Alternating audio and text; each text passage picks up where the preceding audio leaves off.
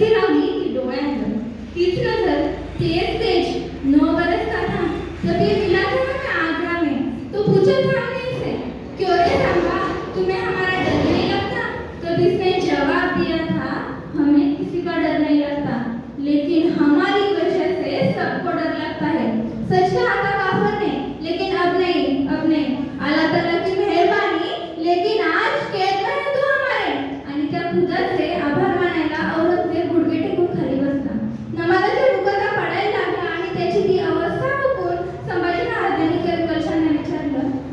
कवीजी कवी आहात आपण मग या प्रसंगावर सुचते की एखादी कविता आणि आश्चर्य वाटलं कवी कलशांना अरे काय माणूस आहे मृत्यूच्या पोटात आहे औरंगजेबाच्या दरबारात आहे त्याला भीती नाही भय नाही आणि म्हणतो सुचते की एखादी कविता ही काय कविता ऐकायची वेळ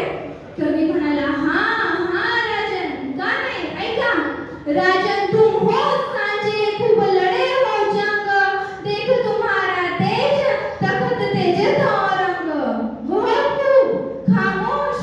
तशी समजून आली गदरीवर बता सांगा कहार काय करताना कहार की हे लूट आणि कडाडले संभाजी महाराज अरे हिंदुस्थानाचा खजाना इथल्या मातीच्या कणाकणात मानतो आम्ही सोनं औरंगजेब तू गेलास हिंदुस्थान पण आम्ही मागणार नाही तुझ्याकडे होणार नाही भिकारी अरे हिंदुस्थान हाक मारून देतो तुझ्यासारख्याला घेत नाही असा घेऊ मनगटाच्या बळावर आणि चटपटत राहिला औरंगजेब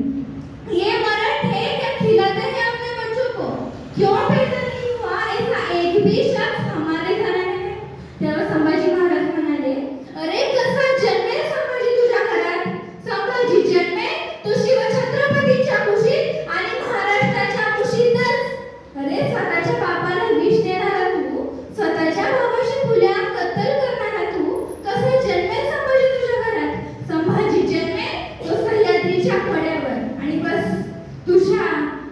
नरड्यावर याद रख महाराष्ट्राच्या मातीत उभा आहेस तू इथंच माती करू आमच्या वाटेवर येऊन वाटमारी करणाऱ्याची त्याच्या वाटेवर जाऊन वाट लागल्याशिवाय आम्ही आमच्या वाटेवर माघारी परतत नाही हा इतिहास आहे आमचा आणि चमकला औरंगजेब त्याला कळेना अरे कैदेत कोण आहे तू का मी आणि संतापला ले जाओ से हमारी नजरों के सामने से निकाल दो इसकी आंखें जलाती बहुत हमें काट डालो इसकी जबान बोलती बहुत है आणि संभाजी महाराजांना औरंगजेबाच्या दरबारातून नेलं गेलं अखेर वडू बुद्रुक तुळापूरच्या वनस्तंभाला बांधलं गेलं औरंगजेबाची पहिली सजा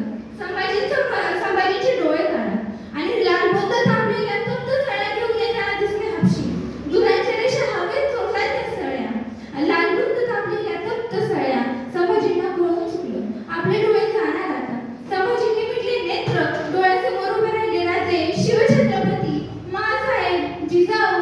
आई सईबाई ज्या डोळ्यांनी पाहिली स्वप्न स्वराज्य संवर्धनाची ज्या डोळ्यांनी घेतलं दर्शन स्वराज्याचं तेच डोळे जाणार आता संभाजींनी उघडले डोळ्यासमोर आल्यासमोर घुसल्या आत सर यातनाचा जाळ झाला नुसता सळ्या गेल्या आत निघाल्या त्याच वेगानं बाहेर डोळे नव्हते कुठंच उरल्या होत्या फक्त थोड्या काळ्या उग्र तर्फ बाहेर सोडणाऱ्या पायात काटा घुसला तरी 4 दिवस पाय धरून बसलो आम्ही डोळ्यात लालबुंद सळ्या गेल्या असतील किती वेदना झाल्या असतील एवढं होऊन सुद्धा माझा सरशा सोसत राहिला सहन करत राहिला का रंगेला असता तर चुकला नकला असता ना कुठून आलाय आत्मधैर्य कुठून आलाय आत्मसंयम डोळे निघाले बाहेर येता शिलेदारानं औरंगजेबानं आपल्या शिलेदाराला विचारलं क्या हुआ